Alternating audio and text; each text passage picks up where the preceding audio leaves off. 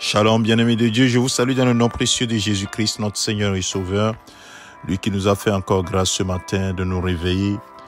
Nous voulons lui dire toute notre reconnaissance.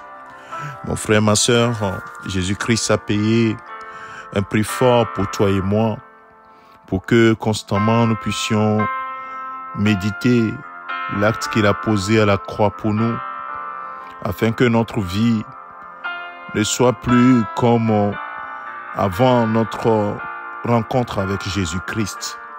La parole de Dieu nous dit quelque chose dans Romains chapitre 2, dans Colossiens chapitre 2, dans Colossiens chapitre 2, la parole de Dieu nous dit dans le verset 13, « Vous qui étiez morts par vos offenses et par l'incirconcision de votre chair, il vous a rendus à la vie avec lui, en vous faisant grâce de toutes vos offenses. » Verset 14, il a effacé l'acte dont les ordonnances vous condamnaient, nous condamnaient, et qui subsistait contre nous, et il l'a détruit en le clouant à la croix. Bien-aimés de Dieu, toi et moi, nous étions morts.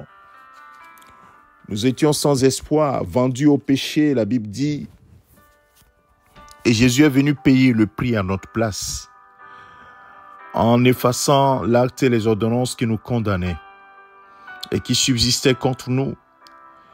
Il les a cloués, il a cloué à la croix pour qu'il n'y ait aucune condamnation, il n'y ait plus aucune condamnation sur toi et moi.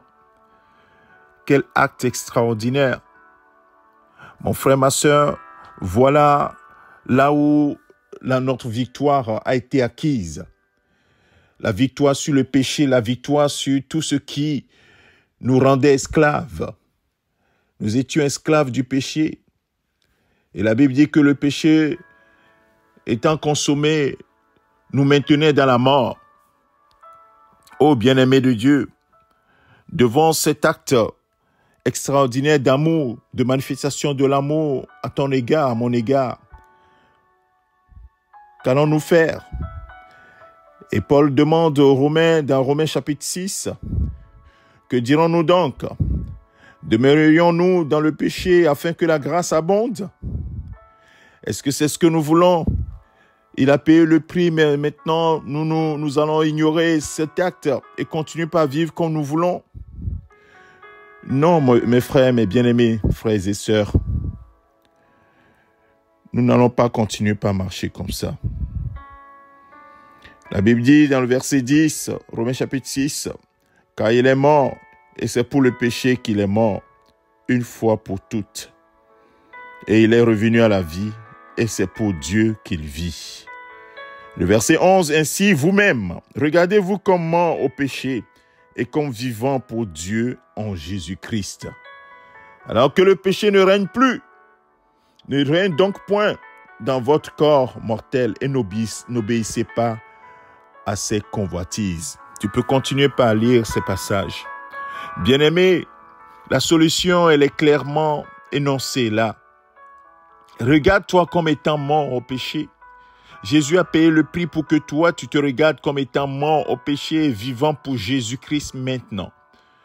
Et ne livre plus ta vie au péché. Il faut refuser de livrer ta vie au péché. Ne livrez plus. La suite nous dit, ne livrez pas vos membres au péché comme des instruments d'iniquité, mais donnez-vous vous-même à Dieu comme étant vivants de mort que vous étiez, et offrez à Dieu vos membres comme des instruments de justice. Bien-aimés, voilà la solution.